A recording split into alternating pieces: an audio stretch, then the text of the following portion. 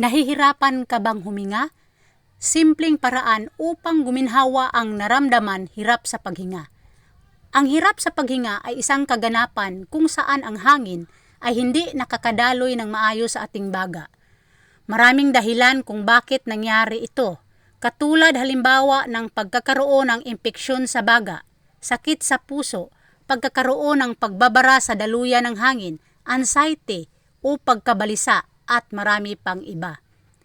Kung nahihirapan kang huminga at pakiramdam mong ito ay hindi isang emergency, maaari mong gawin ang ilan sa mga paraan na ito upang maibsan ang iyong nararamdaman. Number 1, forced lip breathing o paghinga gamit ang mga labi na nakanguso. Isa ito sa pinakamadaling paraan upang mabilis na guminhawa ang iyong paghinga. Paano ito gawin? I-relax ang iyong liig at mga balikat. Dahan-dahang kumuha ng hangin papasok sa iyong ilong. Breath in, inhale, sa loob ng 2 segundo habang ang iyong bibig ay nakasara. Inguso ang iyong mga labi na para bang ikaw ay pipito. Dahan-dahang ilabas ang hangin sa iyong nguso sa loob ng 4 na segundo. Number 2, umupo na bahagyang nakasulong ang dibdib. Nakakatulong ang pagpapahinga habang nakaupo upang maayos na makahinga. Paano ito gawin? Umupo sa isang komportableng upuan at ilapat ang mga paa sa sahig. Bahagyang iabanti ang iyong dibdib habang nakaupo. Dahan-dahang itukod ang iyong mga siko sa iyong hita o kaya na may saluhin ang iyong mukha gamit ang iyong mga palad habang ginagawa ito. Panatilihing nakarelax ang iyong liig at mga balikat. Number 3, umupo ng may supurtang lamisa sa harapan. Mas maigi itong paraan upang magkaroon ng mas komportableng paghinga. Paano ito gawin? Umupo sa isang komportableng upuan at ilapat ang mga paa sa sahig.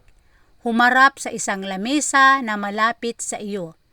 Ipatong ang iyong mga braso sa ibabaw ng lamesa at bahagyang iabanti ang dibdib dito.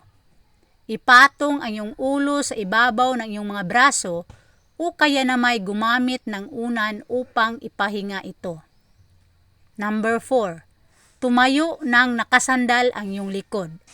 Nakakatulong sa maginhawang paghinga ng pagtayo. Paano ito gawin? Tumayo malapit sa isang pader at isandal ang iyong balakang sa pader. Panatilihin ang tamang balanse ng iyong mga paa at ipatong ang iyong mga kamay sa iyong mga hita. I-relax ang iyong mga balikat, bahagyang iabanti ang itaas na parte ng iyong katawan at hayaang nakabagsak ang iyong mga kamay sa iyong harapan. Number 5, tumayo nang nakasuporta ang iyong mga kamay. Paano ito gawin? Tumayo sa harap ng isang lamisa. Ipatong ang iyong mga kamay sa lamisa at i-relax ang iyong liig. Ibaling ang bigat ng iyong ulo sa iyong mga braso at i-relax ang iyong balikat. Number 6, humiga ng komportable. Ang mga komportableng posisyon sa paghiga. A, humiga ng nakatagilid at maglagay ng isang unan sa pagitan ng iyong mga hita at isa pang unan sa iyong ulo. Letter B, humiga ng patag at maglagay ng unan sa ilalim ng iyong ulo. Ibaluktot ang iyong mga tuhod at maglagay ng unan sa ilalim nito.